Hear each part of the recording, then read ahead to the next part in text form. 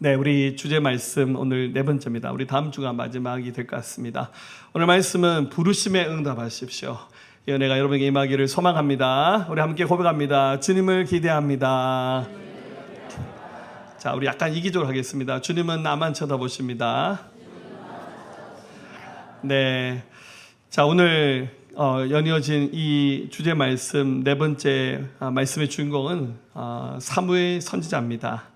오늘 본문에 나오는 내용은 그가 선지자가 되기 전 어린아이 시절 우리 사무엘이 처음으로 하나님의 음성을 들었던 장면이 기록되고 있습니다.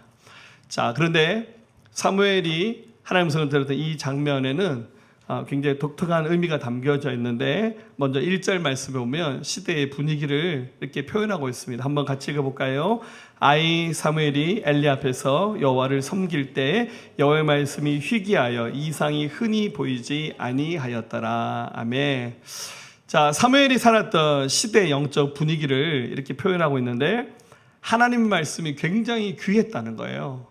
하나님의 말씀을 듣는 사람이 거의 없었던 시절입니다. 이상을 보는 사람은 더 없었습니다. 그럼 이제 이스라엘 백성이 그 가나안 땅에 들어와서 정착하며 살면서 이제 벽돌로 지어진 성전을 아직 짓지 못하고 모세 시대 때 지었던 그 성막 텐트입니다.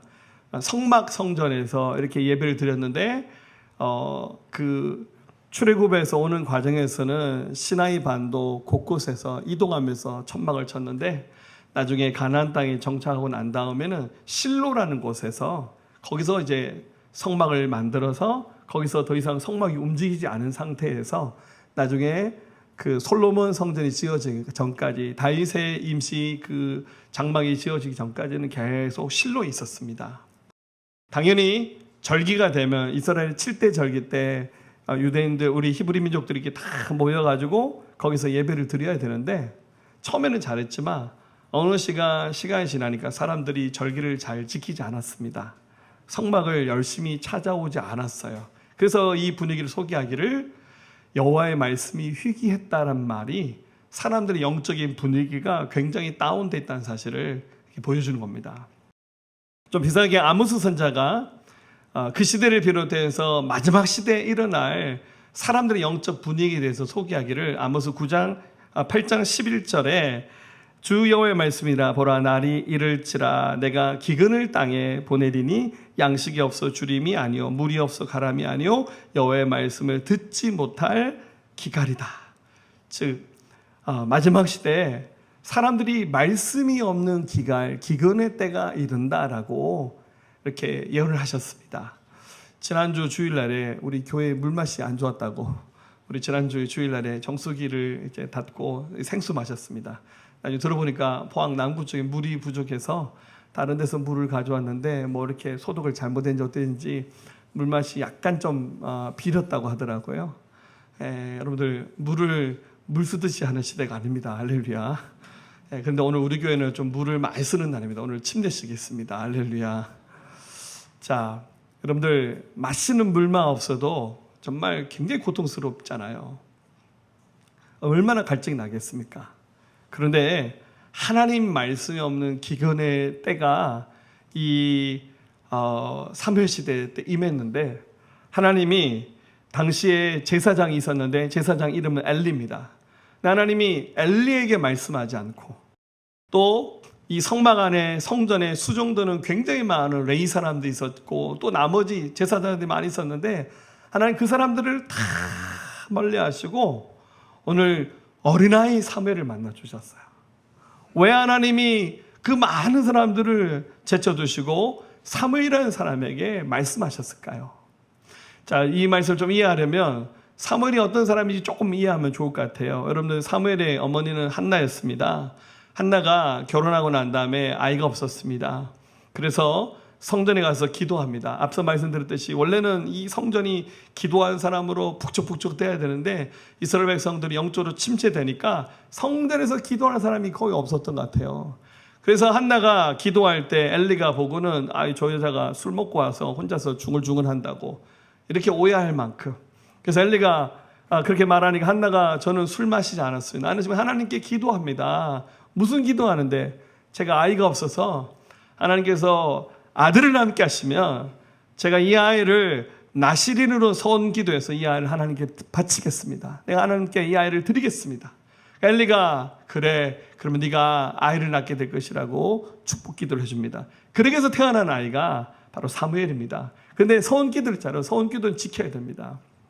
그래서 한나가 젖될 무렵에 있었으니까 한 나이로 한 5살, 6살쯤 되었던 것 같아요. 그 어린 아이를 부모 곁에서 벗어나서 이를 성전에 보내서 성전에서 수종드는 사람으로 나시린으로 구별되게 큽니다.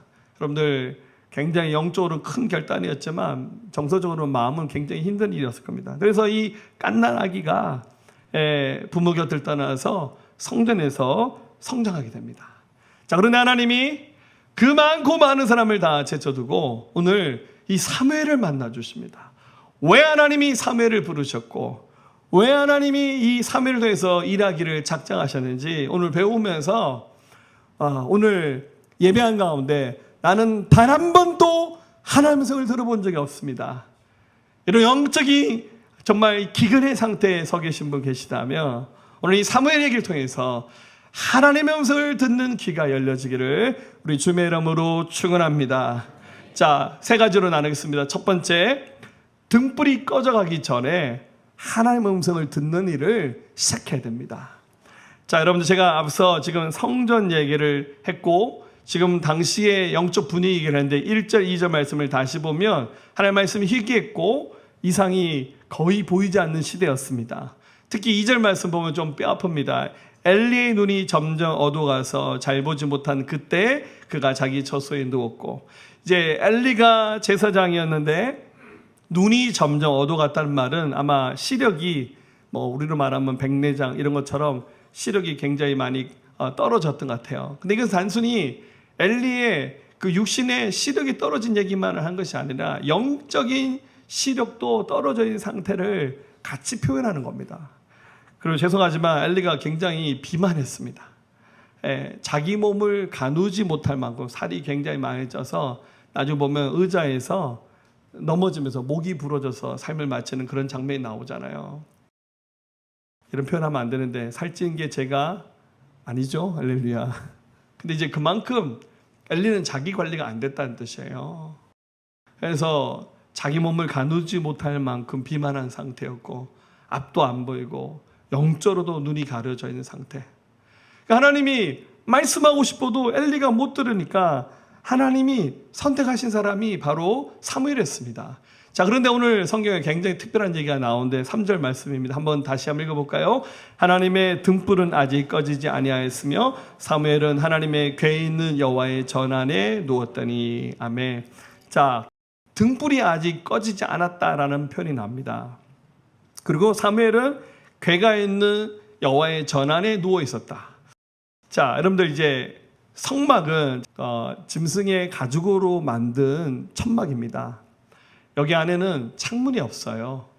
두꺼운 커튼처럼 딱 치면 바깥의 빛이 1도 들어오지 않습니다. 이게 가능하냐면 여러분들 이게 천막이 한 겹이 아닙니다. 한 겹, 두 겹, 여러 겹으로 겹겹이 쌓여서 성막을 만들어서 그 안에는 성소, 지성소, 이 사이에는 또 두꺼운 커튼이 있어서 성소에서 지성소는 대제사장 외에는 못 들어갑니다. 거기는 하나님의 궤, 여기 말하는 하나님의 궤는 법궤를 말하죠.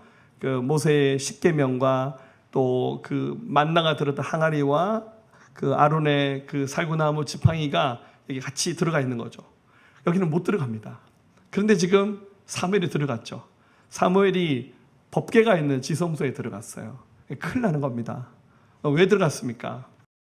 그러니까 사무엘이 성전에서 봉사하는 수종드는 자였어요. 그러니까 들어갈 수 있었던 것 같아요. 근데 여기 지성소에 들어가면 안 돼요. 이게 뭐냐면 너무 철이 없는 애였기 때문에 가능한 겁니다. 이번에 교회에서 유치부랑 사랑부 캠프도 했는데요. 우리 인원은 적었지만 우리 교회 학교 또 유치부 사랑부 캠프도 너무 좋았습니다. 우리 엄마 아빠가 더 좋아하시더라고요. 할렐루야. 봤는데 우리 유치부에 제가 새로운 빌런을 봤습니다. 우리 하임이. 이게 또 약간 센터 본능이 있어가지고 계속 앞으로 뛰어나가 이렇게. 선생님이 설교하는데 옆에 서서 지가 같이 설교하려고 막 하는데 우리 하임이도 물건이구나. 너무 저는 기뻤어요. 그런 장면을 보면서. 그러니까 어린 사무엘이 원래는 처소에서 자기 잠을 자는데 성소 안에 들어가서 거기서 잠을 자는데 제 생각에는 아마 등불을 지키는 담당이었던 것 같아요. 그리고 이 등불이란 말이 지난주 119편에 나오는 등과 같은 말입니다. 히브리 말로 네르란 말인데 작은 등을 말하는데 이 작은 등이 어떻게 생겼겠습니까? 유대인들은 이렇게 7촛대로 만든 등을 주로 사용합니다. 이런 등이 성전 안에 켜져 있었어요. 자, 은혜스럽게 하나님께서 저 불을 활활 타오게 하시면 좋겠지만 당연히 여기다가 기름을 넣어서 채워서 이 불을 꺼뜨리게 하면 안 돼요. 그래서 맨 처음 성막을 지을 당시에 이스라엘 백성이 출애굽에서 광야를 통과할 때 이 성막에 대한 설계도를 모세가 받았어요. 그래서 그 설계대로로 맨 처음 성막을 만듭니다. 그러면서 성막의 기물들에 대한 설명도 쭉 하시는데 출애굽 27장 20절 21절에 보면 말합니다. 또 너는 이스라엘 자손에게 명령하여 감나무로 짠 순수한 기름을 등불을 위하여 내게로 가져오게 하고 끊이지 않게 등불을 켜되 아론과 그의 아들들로 회막 안 증거계 앞 휘장 밖에서 저녁부터 아침까지 항상 여호와 앞에서 그 등불을 보살피게 하라. 이는 이스라엘 자손이 대대로 지킬 규례니라. 자, 그러니까 저런 등에다가 감람이 바로 올리브 기름을 말하는 거죠. 올리브 기름을 채워서 심지를 꽂아서 불을 켜놓는 겁니다. 그래서 제사장과 레이지파의 사명이 뭡니까? 기름 안 떨어지도록 기름을 이렇게 리필해서 이 불이 계속 켜져 있는 역할을 해야 됩니다. 이 말씀 묵상하면서 사무엘이 왜 오늘 밤 자기 집에서 안 자고 지성소까지 들어가서 잠을 잤을까? 제 생각에는 사무엘이 그날 이 기름에 기름을 채우는 역할을 하는 당번이지 않았을까? 이런 생각도 해보고 아니면 철없어서 막 이게 집인지 성전인지 모르고 왔다 갔다 뛰었다 하는 거죠. 그래서 이 불을 끄지 않고 계속 지켜야 되는 것이 이들의 사명입니다. 자, 하나님이 오늘 사무엘을 만나주신 시간은 그가 이 불을 끄트리지 않고 지키는 그 시간에 주님을 만났다는 거예요. 자, 히브리 민족, 지금 유대인들은 사명을 가지고 그 이후에 이제 약 3,000년이 지났잖아요. 이 불을 계속 지키는 일을 목숨 걸고 했습니다. 하늘이 두 조각 나도 성전의 불을 꺼트리면 안 됩니다. 근데 안타깝게도 이스라엘 백성이 바벨론에게 침공을 당하면서 성전이 무너지면서 불이 한번 꺼졌죠. 그리고 또 나중에 바벨론 포로 생활하고 돌아와서 스룹바벨 때 성전을 다시 지었어요. 우리 두 번째 성전이 지어졌죠. 근데 이제 그때도 또 한 번 성전 불이 또 꺼집니다. 우리 이제 그 이스라엘 백성이 돌아와서 예수님 오시는 그 기간이 약 한 350년, 400년 됩니다. 이 기간에 성경에 하나도 기록되지 않죠. 그래서 이 기간을 신약과 구약으로 넘어가는 중간의 역사에서 신구약의 중간사 이렇게 표현합니다. 이때 뭐 역사적으로 굉장히 많은 사건이 있었는데요. BC 168년에 헬라 제국의 안티오쿠스라는 왕이 군대를 끌고 와서 예루살렘을 점령시키면서 어떡합니까? 성전에 들어가서 성전을 회파하면서요. 뭐 성전에다가 뭐 돼지피를 뿌리고 막 그랬답니다. 그래서 이 불을 꺼트려 버렸어요. 그래서 뭐 마카비라는 사람이 등장해서 이 성전을 되찾는 그런 일을 하면서 이 사람이 메시아로 오해받는 그런 사건도 있었다고 합니다. 또 나중에 다시 예수님 당시에 세 번째 성전이 접니다. 이제 이건 유대인들이 믿음으로 지은 것이 아니라 헤롯 왕이 정치적인 목적으로 세 번째 성전을 짓습니다. 근데 이 세 번째 성전도 AD 70년에 로마가 티투스라는 장군이 군대를 몰고 와서 어떡합니까? 로마 주변을 빙 둘러서 복음도를 차단하고 물기도 잘라버리면서 그러면서 마지막에 예루살렘 성을 함락시킵니다. 그래서 이때 세 번째 지어졌던 이 헤롯 성전이 무너집니다. 그러고 난 다음에 티투스가 성전에 있는 그 기물들을 싹 다 들고는 로마로 갑니다. 자, 그 티투스가 로마로 들어가서 아주 기고만장하고 교만했죠. 너무 좋아서 그때 당시에 만든 것이 있는데 그게 바로 로마 시내 한가운데 있는 개선문입니다. 우리 로마 성지순례 같이 가셨던 분 저거 보셨죠? 저기 콜로세움 바로 옆에 있는 티투스가 만든 개선문입니다. 그리고 나중에 이제 티투스가 어떻게 됩니까? 장군이었지만 이 사람이 로마의 황제가 됩니다. 근데 여러분 티투스의 그 개선했던 그 장면을 기념한 만들던 저 문에 왼쪽 위에, 여러분 보이는 왼쪽 위에 문양을 확대하면 이런 부조가 조각되어 있습니다. 로마 군인들이 어깨에 메고 뭘 들고 가죠. 아까 봤던 성전에 있던 등대입니다. 예루살렘 성전에 있던 등대를 훔쳐서 저걸 로마까지 들고 갔어요. 그러면서 자랑질하겠죠. 여호와 하나님이 살아있기에 뭐가 살아있냐고. 그러면서 비아냥거리면서 유대인들을 향해서 그 성전의 그 기물들을 다 훔쳐가면서 하필이면 저 등대를 훔쳐간 거예요. 영원히 꺼지지 않아야 되는 저 불을 가져가 버린 겁니다. 저 개선문을 보면서 저는 굉장히 좀 마음이 아팠습니다. 사랑하는 여러분, 그 이후에 유대인들은 어떻게 했냐면 지금 이제 성전이 무너진 상태입니다. 우리 이제 네 번째 성전이 다시 지어지기를 바라는데 예루살렘 한가운데 성전 자리에 이슬람의 사원이 돔이 지금 지어져 있죠. 그래서 언젠가는 저 황금 사원을 무너뜨리고 거기에 다시 성전을 짓기를 기대하고 그게 이제 마지막 시대의 하나의 징표가 될 겁니다. 그래서 유대인들은 지금도 곳곳에 자기들의 모임 장소에 회당에 가면 저 불을 켜놓습니다. 요즘엔 이제 올리브 기름보다는 전기로 켜놓겠죠. 그래서 원래 이 등이 네르라 했는데 여기다 하나 더 붙여서 네르 타미드라 말합니다. 영원히 꺼지지 않는 등불. 그들은 그래서 지금도 저 불을 이렇게 켜놓기를 소망합니다. 사랑하는 여러분, 하나님의 음성을 듣기를 소망하신다면 바로 이 네르 타미르 같은 영원히 꺼지지 않는 등불이 있는 곳에 오셔야 돼요. 그럼 거기가 어딥니까? 거긴 바로 예수님의 교회입니다. 물론 우리 대한민국 교회가 좀 많이 어렵다는 얘기가 곳곳에서 들립니다. 하지만 하나님께서 아직 이 불을 끄지 않고 있습니다. 이 불이 켜져 있는 자리에 오셔야 하나님의 소리를 들을 수 있어요. 죄송하지만 재밌는 스포츠 중계 보면서 극장에서 영화 보면서 노래방에서 노래 부르면서 여러분 거기서 주님 만날 확률은 1%도 저는 안 된다 생각합니다. 주님 만날 수 있는 곳은 바로 이 등불이 아직은 켜져 있어요. 아직은 우리 한국교회 강단에서 생수가 예수 그리스도의 피가 쏟아지고 있어요. 거기 오셔야 돼요. 여러분 우리 내일 24시간 기도합니다. 우리 7월 달에 좀 한 주 늦게 했고 8월 달에 정상기 하니까 너무 빨리 돌아 사람들이 또 하냐고 물어보더라고요. 해야죠. 기도자로 오세요. 근데 할 수만 있으면 이름 적으세요. 할렐루야. 여러분 우리 자녀들 향해서 자녀들이 하나님을 가까이 해야 되는데 여러분 기도 자리 억지로 끌고 오세요. 그리고 하나님 말씀 안 가르치는데 어떻게 저절로 변화되고 믿음이 쑥쑥 자랍니까? 2주 내내 단 10분도 기도 안 하는데 어떻게 영적으로 최고의 컨디션을 유지하면서 하나님 앞에 설 수 있습니까? 그 불가능한 거예요. 매일 기도 말씀 없고 예배가 없는데 얘들아 쉽게 해라 편하게 해라. 여러분 그런 것으로는 역사 안 쓰여져요. 힘들고 어려워도 끌고 오듯이 강제로라도 해야 돼요. 우리 아이들이 말씀 들으면서 엄마 아빠가 너무 푸시하면 상처받을까 그런 걱정하지 마세요. 하나님 살아계시잖아요. 그 등불 앞에 나와야 됩니다. 여러분들 하나님이 침묵하는 게 문제가 아니라 우리 계속 말해야 돼요. 우리가 무음 모드 하는 거는 안 들어요. 등불이 꺼지기 전에 정말 우리가 원치 않은 정말 어둠의 시대에 어려움의 때 우리 대한민국의 전쟁 안일하게 기도하겠지만 우리의 미래를 누구도 장담할 수 없어요.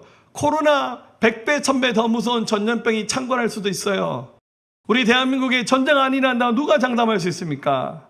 갑자기 막 독재자가 이 나라 정권 잡고 막 교회 문 닫으라고 그러면 우리 나가서 우리 데모하면 해야겠죠. 할렐루야. 근데 이 시대가 어떻게 될지 누구도 장담할 수 없어요.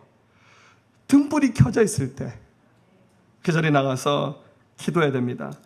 등불 곁에 머무는 습관, 말씀과 예배와 기도의 자리를 지키는 습관입니다. 이 습관이 있어야 주의 음성이 들릴 때 하나님 앞에 반응할 수 있습니다. 그리고 아이들 보세요.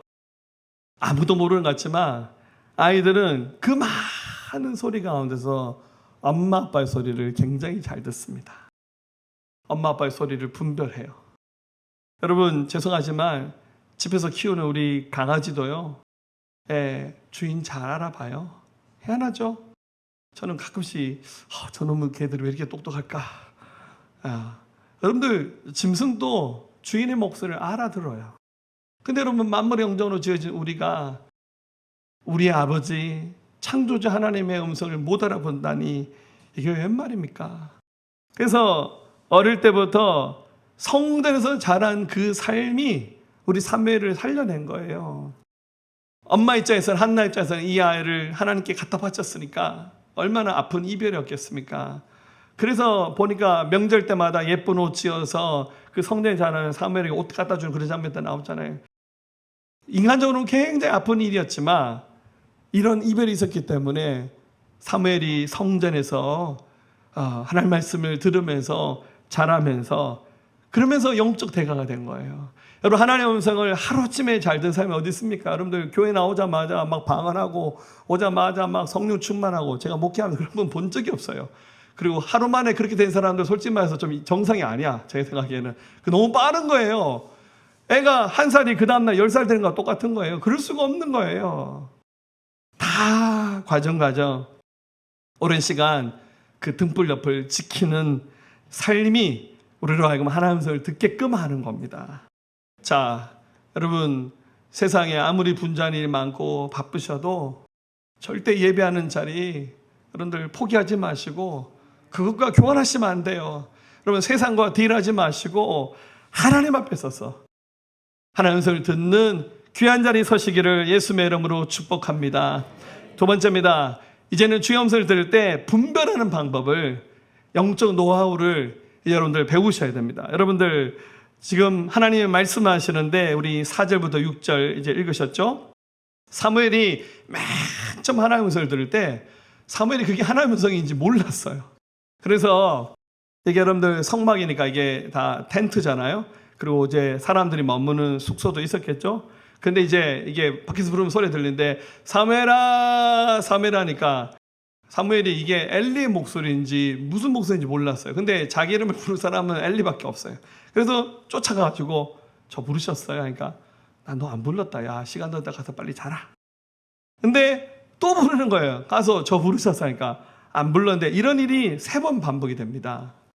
그러니까 이걸 제일 먼저 알아차린 사람이 엘리가 영적으로 좀 둔한 사람이었지만 엘리가 더 먼저 알아차렸어요. 그래서 7절 8절에 읽어볼까요? 사무엘이 아직 여호와를 알지 못하고 여호와의 말씀도 아직 그에게 나타나지 아니한 때라 여호와께서 3번째 사무엘을 부르신지라 그가 일어나 엘리에게로 가서 이르되 당신의 아이를 부르셨기로 내가 여기 있나이다니 엘리가 여호와께서 그 아이를 부르신 줄 깨닫고 엘리가 영적으로 둔한 사람이었지만 그래도 옛날에 하나님의 음성을 들어본 경험이 있는 사람이거든요. 그래서 하나님이 사무엘을 만나 주시려고 부르시는 거구나. 알아차린 겁니다. 좀 안타깝죠. 엘리는 못 들었는데 어린 사무엘이 들었어요. 그러니까 여러분들 우리가 신앙생활 오래 하는 것이 우리의 면류가 아니고 상급이기도 하지만 때로는 그것이 우리의 그 교만함이 되면 안 돼요. 익숙함이 우리의 영적 청력을 무디게 만들 수도 있습니다. 그래서 내 옛날에 다 들어봤다. 누군가 열심히 하려면 나도 옛날에 다 해봤다. 너무 열심히 하지 마라. 이렇게 다른 사람 하나님 앞에 서는 일을 막으시면 안 돼요. 자, 우리 하나님의 음성을 들을 때 지금 사무엘은 들었지만 하나님의 음성인지도 몰랐고 또 말씀을 들을 수 있는 어떤 그런 과정도 전혀 준비가 되지 않았습니다. 자, 이게 너무 당연한 거예요. 그래서 하나님의 음성을 지금 듣는데 지금 여러분들이 영적으로 무음 모드를 해놨기 때문에 못 듣고 구별 못 하신 분도 굉장히 많습니다. 당연히 그런 겁니다. 반복하고 배우고 때로는 실수해서 놓치기도 하고 그러면서 터득하면서 하나님의 음성 이렇게 듣는 거구나. 좀 배웠으면 좋겠어요. 하나님의 말씀을 듣는 가장 확실한 통로는 2가지입니다. 바로 지난주 나눴던 완성된 계시의 완성인 성경 말씀입니다. 또 하나는 오랜 세월 동안 검증된 신앙 공동체. 이 2가지를 양날로 쓰시면서 말씀과 공동체 안에서 하나님의 음성을 분별하는 것을 배워가는 겁니다. 저도 신학교를 나왔지만 아까 영상 속에 한국침례신학교 저희 모교잖아요. 우리 훌륭한 교수님들 뭐 많이 만났지만 죄송하지만 진짜 신앙은 신학교에서 배운 건 아닌 것 같아요. 교회에서 배웠습니다. 우리 앞서 목회하셨던 우리 목사님들, 목회자들 뒤에서 어깨에서 배우고 우리 신앙 선배님들의 그 뒤에서 대표 기도는 이렇게 하는 건가? 기도도 한번 흉내 내보고 우리 선생님들한테 성경 공부 배우면서 말씀도 암송하고 설교도 한번 해보고 그러면서 여기까지 온 것 같아요. 자, 하나님 음성을 듣는 매뉴얼을 정리하면 이렇습니다. 첫 번째는 여러분이 하나님 음성인지 아닌지 헷갈리는 말씀 앞에서 이것이 이미 기록되어 있는 말씀과 어긋나는지 아닌지를 확인하셔야 됩니다. 자, 하나님은 당신이 하신 말씀을 모순되게 말씀하지 않으세요. 그러면 성경 말씀이 계시의 완성이잖아요.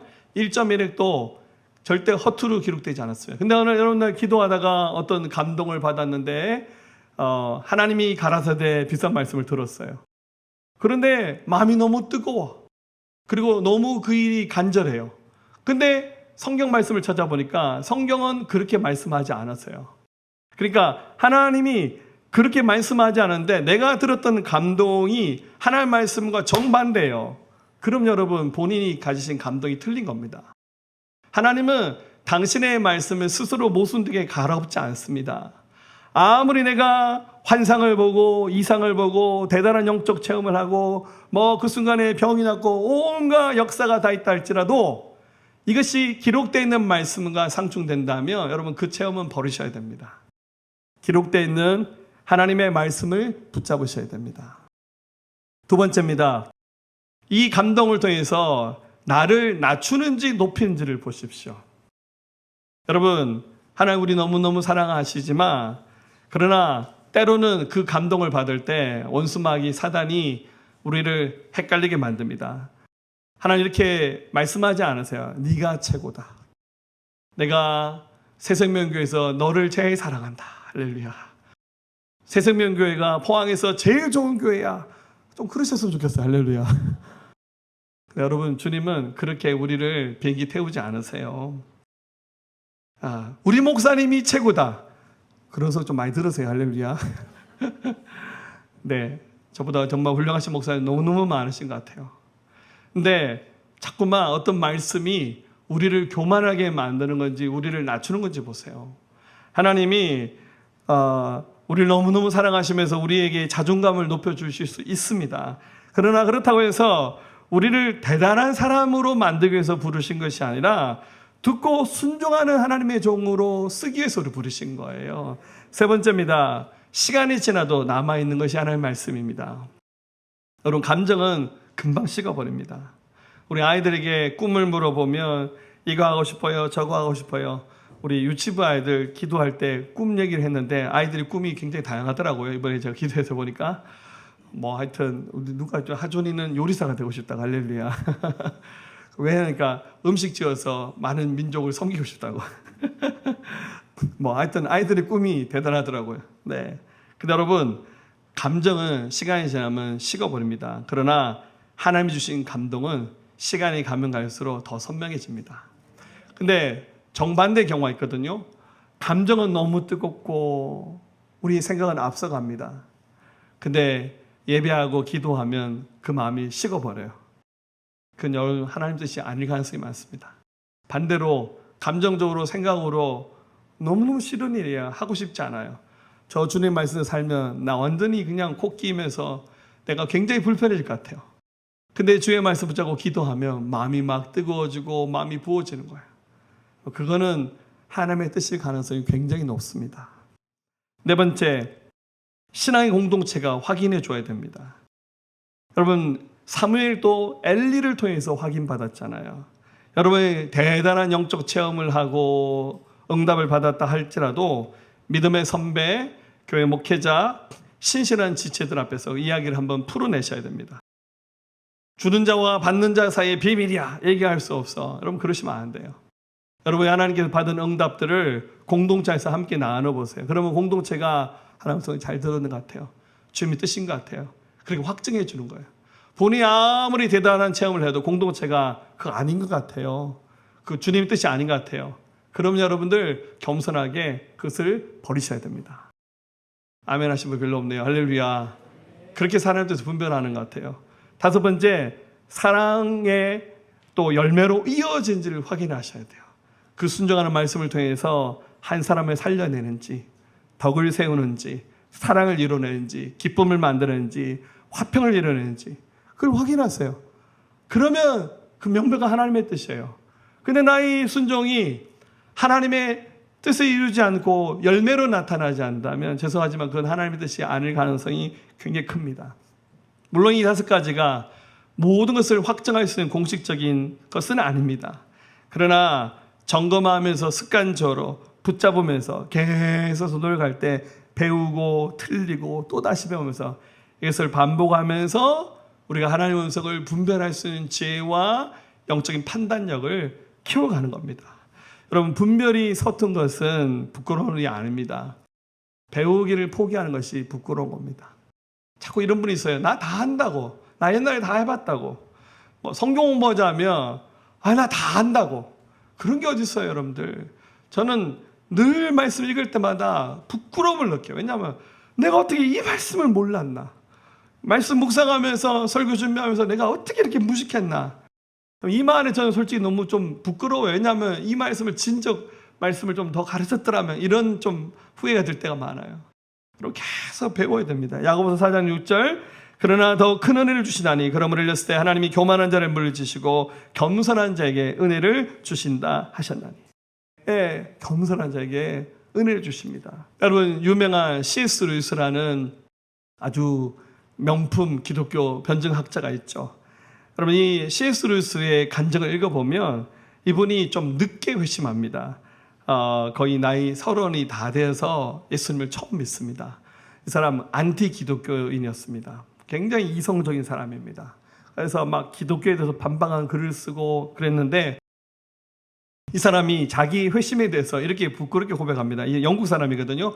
영국에서 가장 낙담한, 가장 마지 못한 회심자를 자기라고 이렇게 표현할 만큼. C.S. 루이스가 어느 날 복음을 듣게 되었습니다. 그의 주변에 아주 절친이 두 명 있었는데 돌킨이라는 사람과 다이슨이라는 사람이었습니다. 돌킨 하니까 딱 감이 안 오시죠? 유명한 반지의 제왕이라고 하는 이 판타지 소설을 쓴 사람이 바로 돌킨이고 당시 유명한 문학 강사였던 교수가 다이슨이었습니다. 이 두 친구와 집으로 초대해서 대화를 하고 그날 저녁 학교로 가서 산책도 하면서 막 열띤 논쟁이 일어났습니다. 막 신화에 대한 얘기, 성경 얘기 막 하다가 돌아와서 이 C.S. 루이스가 친구들하고 밤새 얘기하는데 뭐 이번에 자서전에 보면 새벽 3시, 4시까지 밤새 우리 수련회 때 목장 모임 하듯이 막 얘기를 했는데 이 C.S. 루이스가 한 방 빵 맞은 것 같았어요. 며칠 지나지 않아서 C.S. 루이스가 예수님께 돌아섭니다. 나중에 친구에게 편지를 써서 이렇게 말합니다. 나는 이제 예수 그리스도를 믿는 것으로 확실한 그리스도인이 되는 것으로 넘어왔다네. 다이슨과 돌킨과 나는 그 긴 밤의 대화가 여기에 큰 몫을 했다네. 바로 친구들이 해줬던 그들의 말씀을 통해서 이 C.S. 루이스는 하나님 소리를 들었어요. 그러고 난 다음에 여러분들 이 C.S. 루이스가 예수님께 돌아와서 이분이 글을 굉장히 잘 쓰는 분이거든요. 정말 불후의 명작들을 남깁니다. 바로 유명한 나니아 연대기라고 하는 여러분들 저는 이 나니아 연대기 책으로나 영화로 한번 꼭 보셨으면 좋겠어요. 이 책에 나오는 내용을 토시 하나 틀리지 않게 영화로 만드는데 복음이 무엇인지를 가장 확실하게 보여줍니다. 이게 소설로 만드는데 이게 복음이구나. 어떻게 이렇게 복음을 쉽게 소개했을까 하는 감탄이 나올 만큼 C.S. 루이스가 정말 세계의 명품 글을 씁니다. 또 C.S. 루이스는 뭐 여러 가지 책들이 있습니다. 영광의 무게라든지 순전한 기독교. 여러분들 한번 보십시오. 복음이 뭔지 교회가 뭔지를 확실하게 설명해 줍니다. 이 모든 과정이 어떻게 해서 이루어졌습니까? 바로 하나님 소리를 듣는 일이 있었기 때문에 가능한 일이었습니다. 우리는 누군가로부터 혹은 그 누군가에게 주님의 메시지를 전달하는 메신저가 될 수 있습니다. 자, 마지막 세 번째입니다. 이제 제일 중요한 얘기입니다. 말씀을 듣는 순간 우리가 해야 될 고백이 있습니다. 바로 주의 종이 듣겠나이다 라는 말입니다. 자, 근데 여러분 이 말이 좀 모순되잖아요. 말씀을 듣는데 또 뭘 듣겠다고 말합니까? 이미 하나님의 음성이 들렸잖아요. 그럼 그냥 들으면 되잖아요. 그런데 우리 엘리가 사무엘에게 가르쳐 줬잖아요. 하나님 말씀이 들리면 9절 10절입니다. 하나님께 말씀하십시오. 제가 듣겠나이다 이 말을 하라 그랬잖아요. 그래서 10절 말씀 보면 여호와께서 임하여 서서 전과 같이 사무엘아 사무엘아 부르신지라 사무엘에 대해 말씀하옵소서 주의 종이 듣겠나이다 하니. 자, 들리는데 굳이 또 듣겠다는 말을 할 필요가 없잖아요. 근데 이걸 꼭 하라고 가르쳤어요. 이게 여러분들 이거는 히브리 말에 비밀이 담겨져 있어요. 우리 말 속에 담겨져 있는 의미인데 듣는다는 말이 히브리 말로 샤마란 말입니다. 이 샤마란 말이 소리를 알아듣는다는 뜻이 아니라 순종하겠다는 뜻이에요.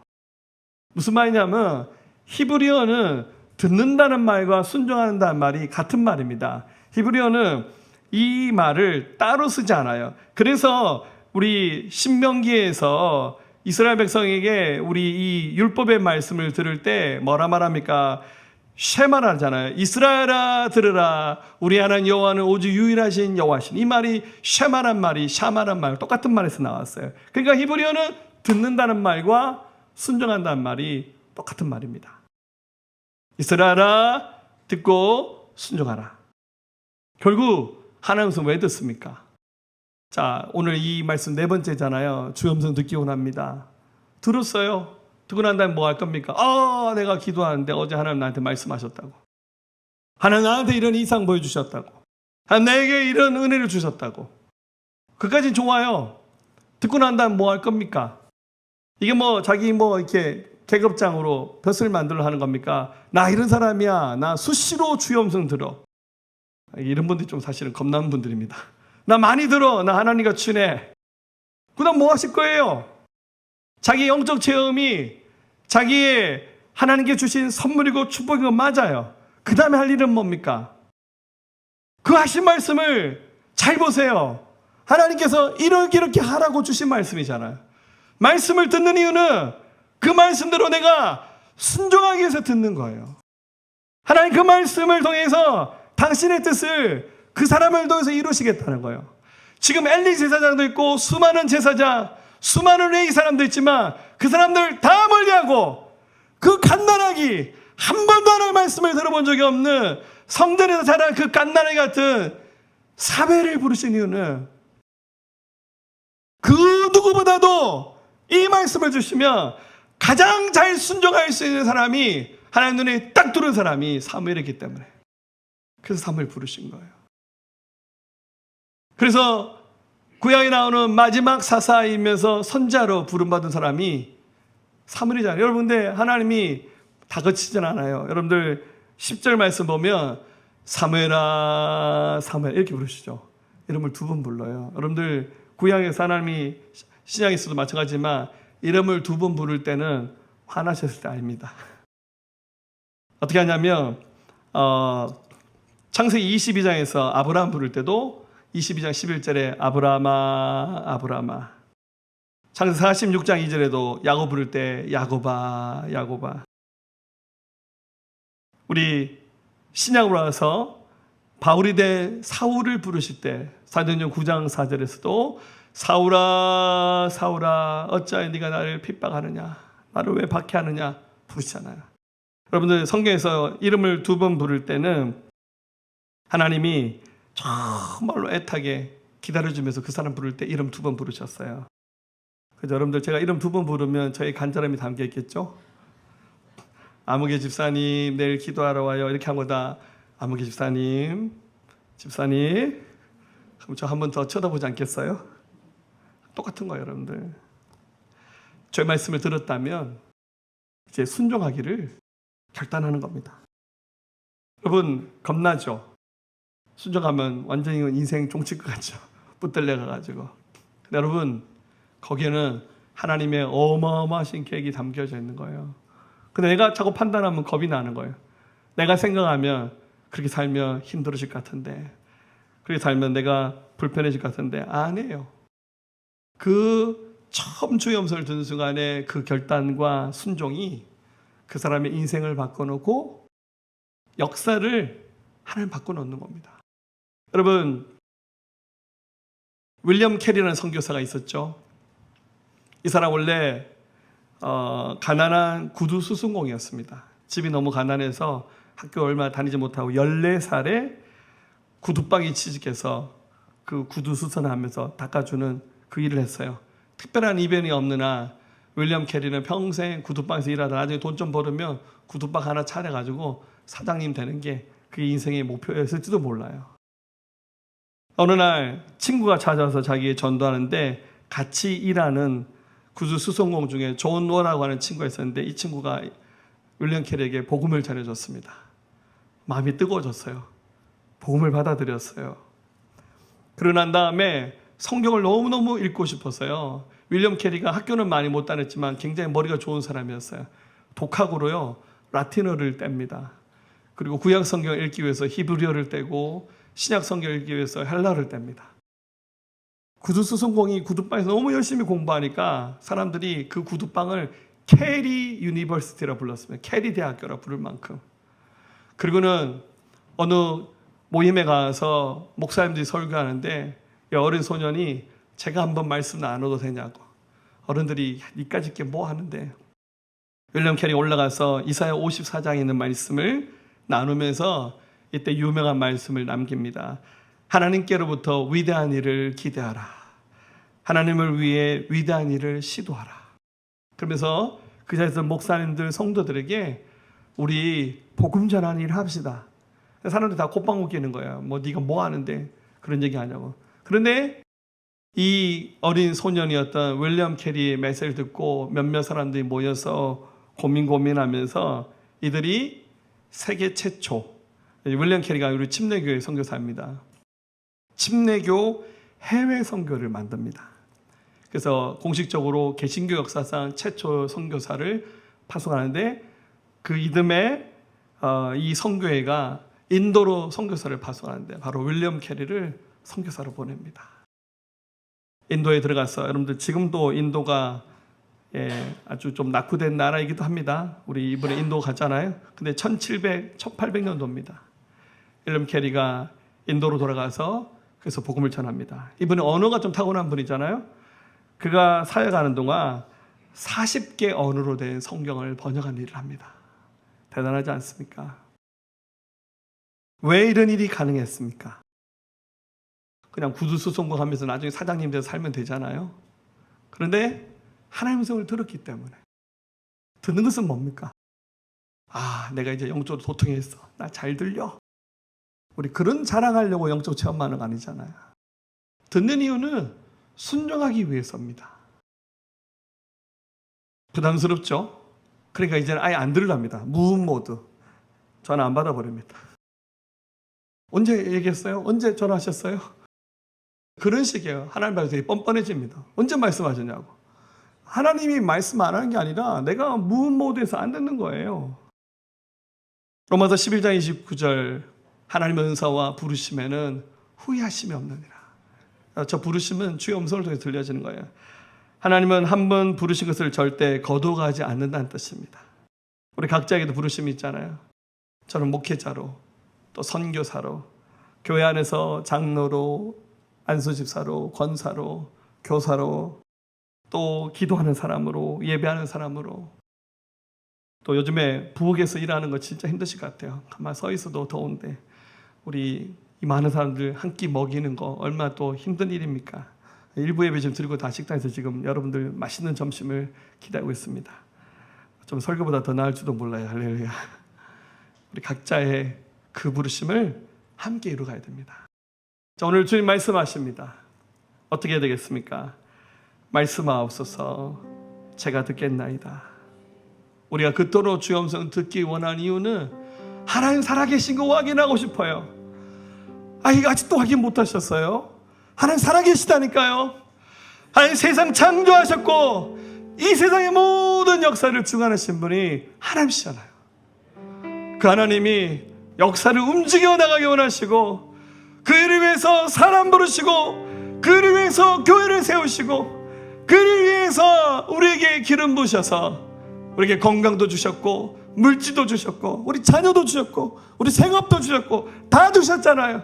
근데 이게 다 내 건지 알고 그냥 내 인생의 액세서리고 내 인생의 병풍이고 내 인생 행복하게 살라고 주신 선물이 아니라 우리를 통하여 하나님의 그 높고 위대하신 부르심을 완성해 나가라고 주님 부르신 거예요.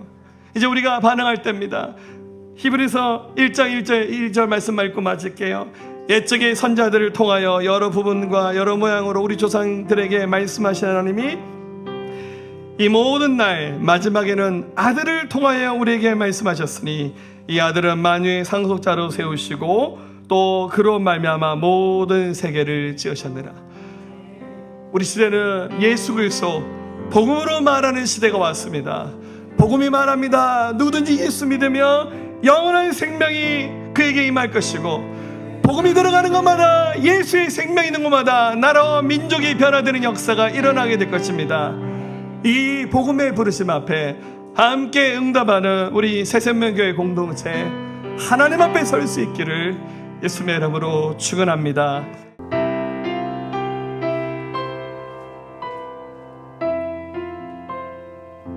깊은 절망에 수렁 가운데 주님께 닿을 수 없다누이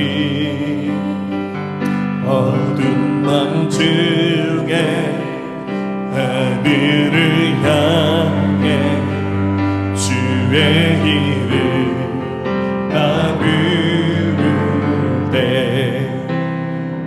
어둠을 뚫고 오신 주 사랑 나의 절망 거두셨네. 주님의 공로 다 이루셨네.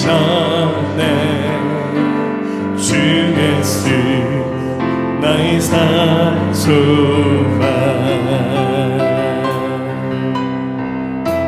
그 누가 주의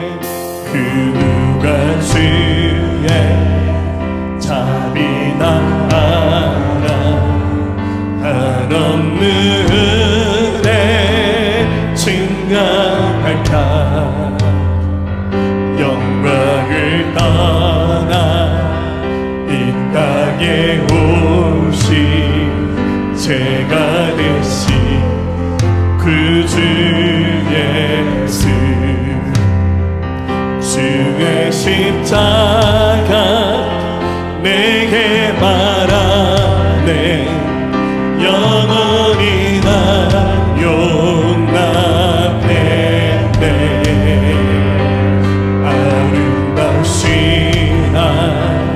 나는 주내가 그리스도 나의 산소만.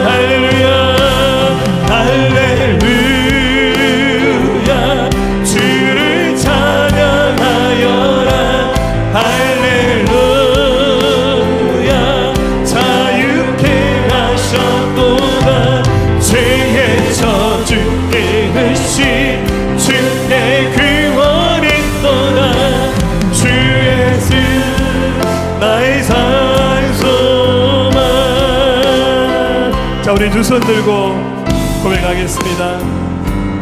옛때 아침 장사된 몸에 부활의 호흡 시작됐네.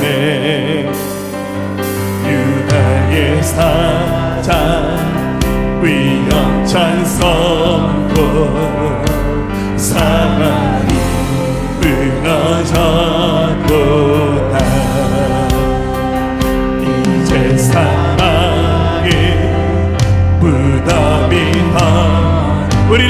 손 내 우리를 주자 알수 없네 유다의 사자 위험천 표현 사막이 무너졌거라 사막이 무너졌고 주 예수 승리하셨네 주 예수 승리하셨네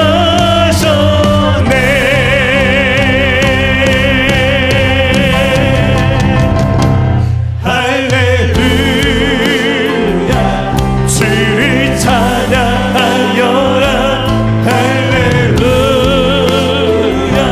자유케 하셨도다 죄의 저주 끊으신 주께 구원했도다 주 예수 나의 산소 할렐루야 주를 찬양하라 할렐루야 주를 찬양하여라 할렐루야 자유케 하셨도다 죄의 저주 끊으신 주께 구원했도다 주 예수 나의 산소만 그리스도 나의 산소만 당신은 나의 산소만 이제는 우리 주 예수 그리스도의 은혜와 하나님 아버지의 무한하시고 극진하신 사랑하심과 성령님의 감화감동 내주 역사 충만 교통하심이 오늘 주의 음성 듣고 순종하는 삶을 결단한 주의 백성들의 그 믿음 위에 이들의 앞으로 걸어갈 모든 삶의 여정 위에 또 이 나라의 민족 모든 열방과 우리 새생명교회에 지금부터 영원토록 함께 하옵시기를 간절히 축원하옵나이다. 아멘.